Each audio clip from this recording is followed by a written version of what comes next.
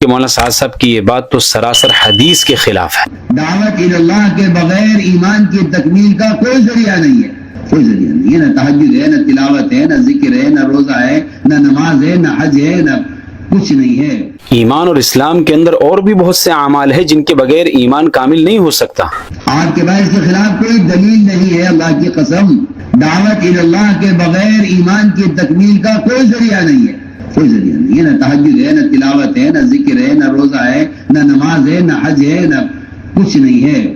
میں کھل کر کہہ رہا ہوں، دلائل کے ساتھ عرض کر رہا ہوں۔ جیسا کہ آپ نے سنا، مولانا سعد صاحب نے یہ بیان 2025 فروری کھارگھر کے تبلیغی اجتماع میں دیا۔ مولانا محترم کی بات کیوں غلط ہے، اس پر نقلی دلائل یعنی قرآن و سنت سے دلائل تو میں بعد میں دوں گا، پہلے اس پر ایک عقلی دلیل بھی لے لیجئے۔ مولانا محترم کی بات میں جو غلطی اور لاجیکل فیلیسی ہے، اس کو ایک حصی مثال سے سمجھیے۔ مولانا محترم نے یہ دعویٰ کیا کہ دعوت کے بغیر ایمان کامل نہیں ہو سکتا۔ یہ ایسا ہی ہے جیسے کہ ہمارے ملک ہندوستان کے بارے میں کوئی یہ کہے کہ گجرات کے بغیر ہندوستان کامل اور مکمل نہیں ہو سکتا، تو ایسے شخص کو یہ جواب دیا جائے گا کہ چلو ہمارا ظرف وسیع ہے، ہم نے آپ کی بات مان لی کہ گجرات کے بغیر ہندوستان کامل اور مکمل نہیں ہو سکتا، لیکن سوال یہ ہے کہ ہندوستان کے کامل اور مکمل ہونے میں صرف گجرات کی کیا خصوصیت ہے؟ یہ بات تو ہندوستان کے ہر سٹیٹ کے بارے میں آپ کہہ سکتے ہیں کہ مہاراشٹر کے بغیر بھی ہندوستان کامل اور مکمل نہیں ہو سکتا، اتر پردیش والے کہیں گے کہ اتر پردیش کے بغیر بھی ہندوستان کامل اور مکمل نہیں ہو سکتا، یہاں تک کہ لکشدیپ اور انڈمان نکوبار آئلینڈز جو جغرافیکلی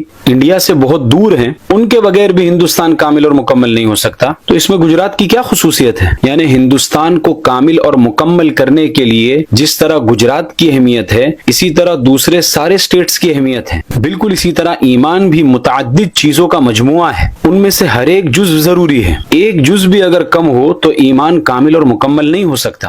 جیسے ایک کوئن کے اگر آپ 4 ٹکڑے کر دو تو اس میں سے ایک ٹکڑا یہ کہنے لگے کہ میرے بغیر یہ سکہ مکمل نہیں ہو سکتا، تو یہی اہمیت تو دوسرے تیسرے اور چوتھے ٹکڑے کی بھی ہے۔ بالکل اسی طرح جس طرح دعوت کے بغیر ایمان کامل نہیں ہو سکتا، ایمان اور اسلام کے اندر اور بھی بہت سے اعمال ہیں جن کے بغیر ایمان کامل نہیں ہو سکتا۔ اور اگر آپ یہ کہو کہ ہماری مراد اجزائے مقومہ نہیں بلکہ اجزائے مکملہ اور محسنہ ہے، تو دفع دخل مقدر کے طور پر اس کا جواب بھی آپ سن لیجئے کہ جب آپ نے دعوت اللہ کا تقابل نماز، روزہ اور حج کے ساتھ میں کر دیا جو کہ ایمان اور اسلام کے اجزائے مقومہ ہے نہ کہ محسنہ اور مکملہ۔ دعوت اللہ کے بغیر ایمان کی تکمیل کا کوئی ذریعہ نہیں ہے، کوئی ذریعہ نہیں ہے، نہ تہجد ہے، نہ تلاوت ہے، نہ ذکر ہے، نہ روزہ ہے، نہ نماز ہے، نہ حج ہے، نہ کچھ نہیں ہے۔ تو اب آپ کی یہ وضاحت کرنا کہ ہماری مراد اجزائے مکملہ اور محسنہ ہے نہ کہ مقومہ، یہ وضاحت لغو ہے۔ مولانا محترم سعد صاحب اگر صرف اتنا کہہ کر رک جاتے نا تو شاید ہم اپنے ویڈیو کو اسی بات پر ختم کر دیتے، لیکن مولانا محترم نے اس کے آگے جا کر یہ تک کہہ دیا، اللہ کی قسم دعوت اللہ کے بغیر ایمان کی تکمیل کا کوئی ذریعہ نہیں ہے۔ آپ کے پاس اس کے خلاف کوئی دلیل نہیں ہے، اللہ کی قسم۔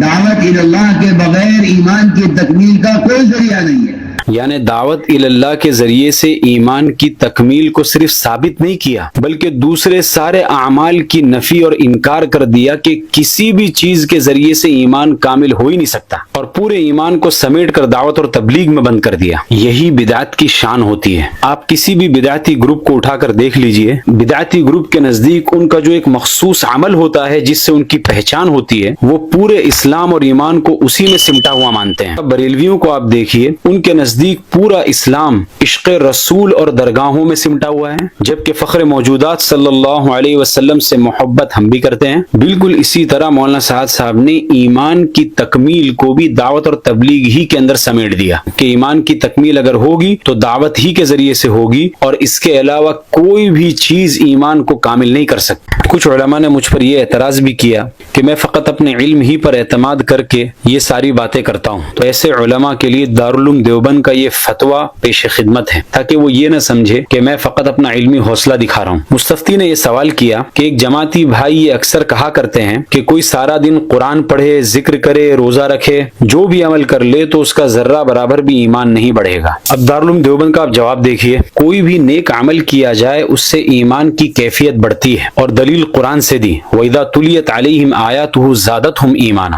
پھر آگے لکھتے ہیں لہٰذا یہ کہنا کہ اللہ کی بڑائی بیان کیے بغیر اور دعوت دیے بغیر ایمان نہیں بڑھتا، یہ بات درست نہیں ہے۔ اللہ کی کبریائی بیان کرنا اور مخلوق کو اس کی طرف بلانا ایک مستحسن عمل ہے، لیکن اس عمل کا دوسرے اعمال سے تقابل کرتے ہوئے ایمان کے بڑھنے کو صرف ایک عمل میں منحصر ماننا ناواقفیت کی بات ہے۔ پھر مفتی سلمان صاحب منصور پوری دامت برکاتہم کی کتاب نخبۃ المسائل جو کتاب النوازل کا تتمہ ہے، اس میں بھی مفتی صاحب سے کسی نے اسی طرح کا سوال پوچھا تو مفتی صاحب کا جواب سنیے۔ کسی کا یہ کہنا کہ بغیر دعوت اور تبلیغ کے ایمان مکمل نہیں ہوتا، یہ غلو کی بات ہے۔ یہ دونوں فتوے ہم نے اس لیے پیش کیے تاکہ لوگ یہ نہ سمجھیں مولانا سعد صاحب کا اس مسئلے کے اوپر رد کرنا یہ صرف ہمارا تفرد ہے، بلکہ مولانا سعد صاحب کی یہ بات تو سراسر حدیث کے خلاف ہے۔ اب جس کے جی میں آئے وہی پائے روشنی، ہم نے تو دل جلا کے سر عام رکھ دیا۔ ذالک ذکریٰ للذاکرین، یہ نصیحت ہے نصیحت ماننے والوں کے لیے۔ ھذا وصلی اللہ علیہ وسلم۔